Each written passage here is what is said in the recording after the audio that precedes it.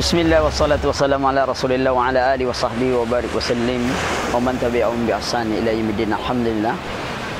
Pagi hari ini kita berada di pantai Pariaman dan kita menikmati deburan ombak yang menandakan bagaimana kerinduan sang laut kepada pasir yang di tepi pantai.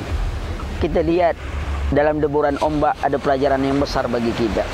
Bahwasanya kadang-kadang ombak datang dengan yang besar, kadang-kadang dia bergulung dengan kecil, tapi tidak sedikit ombak yang kecil bisa menenggelamkan para nelayan.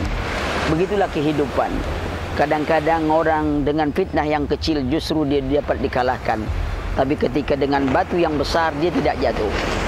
Berapa banyaknya kendaraan tidak jatuh oleh batu yang besar, tapi dia jatuh oleh batu yang kecil.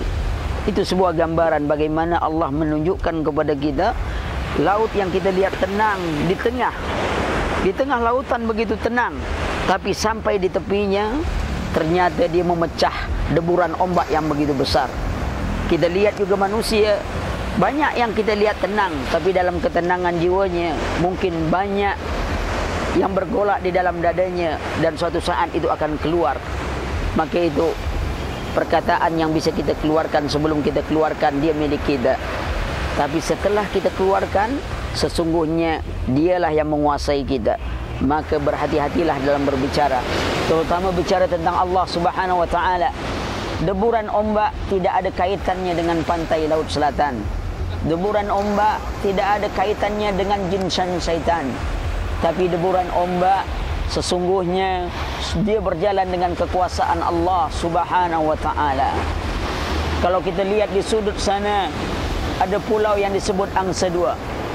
Ya, kita tak tahu apakah dua angsa atau dua sejoli yang akan berada di angsa dua. Kita tak tahu. Tapi inilah kehidupan. Kawan, jemaah sekalian, mari kita perhatikan bahwasanya ketika Allah Subhanahu wa taala dan ketika kita berjalan di pantai seharusnya itu memberikan pelajaran kepada kita bahwasanya ketika Allah Subhanahu wa taala ingin menghancurkan negeri, Allah bisa saja mendatangkan ombak yang bergulung-gulung dan menghancurkan negeri itu.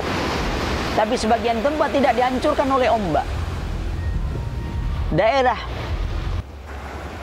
dihancurkan dengan tsunami. Allah tidak hancurkan. Padahal negeri yang penuh dengan kemaksiatan, tapi Allah tidak hancurkan dengan tsunami.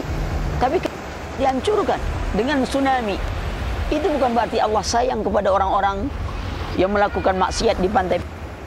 Tidak, tapi Allah menunda mereka, dan penundaan akan hidup mereka dalam maksiat itulah azab Allah yang akan berikan mereka. Semakin mereka banyak hidup dalam maksiat, berarti mereka mengumpulkan azab Allah Subhanahu wa taala. Karena apa yang akan kita tempati di akhirat kelak, sesungguhnya kita telah bangun di hari ini.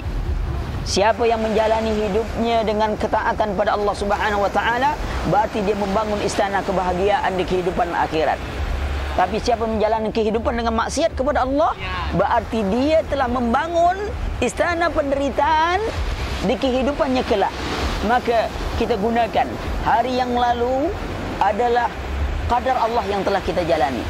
Hari ini adalah amalan kita. Hari esok belum tahu menjadi kebahagiaan bagi kita. Ketika Allah Subhanahu wa taala memberikan kesempatan kita untuk beramal dalam hidup, maka segerakan lakukan amalan kebajikan. Karena orang-orang yang suka menundakan amal saleh itu tanda kelemahan jiwanya. Kita berusaha untuk menjadi orang-orang yang kuat dalam jasmani dan rohani. Semoga dengannya kita bisa menambah ketaatan kepada Allah Subhanahu wa taala. Debur ombak tidak akan berakhir walaupun angin tidak mengiringinya. Semoga kerinduan kita kepada Allah juga tidak berhenti. Kalau kita lihat di lautan karang yang begitu tahan dan kokoh, dihempas gelombang. Semoga jiwa kita juga kokoh sekokohnya karang ketika dihantam oleh berbagai ujian dan fitnah dalam hidup. Karang tidak akan bergerak. Begitu juga mercusuar yang berdiri di atas pantai. Dia menentukan arah, menunjukkan arah setiap orang. Dia dibangun yang kuat dan dia tidak akan pernah goyah. Dia tetap menunjukkan arah Meskipun ketika berada dalam kegelapan, justru begitulah kita. Seperti mencusuar, tegak berdiri seperti karang. Tidak peduli bagaimanapun gelombang yang akan menghantamnya, namun dia tetap semangat dalam menghadapi hidup dan tetap semangat menghadapi ujian, namun dia tetap memberi manfaat.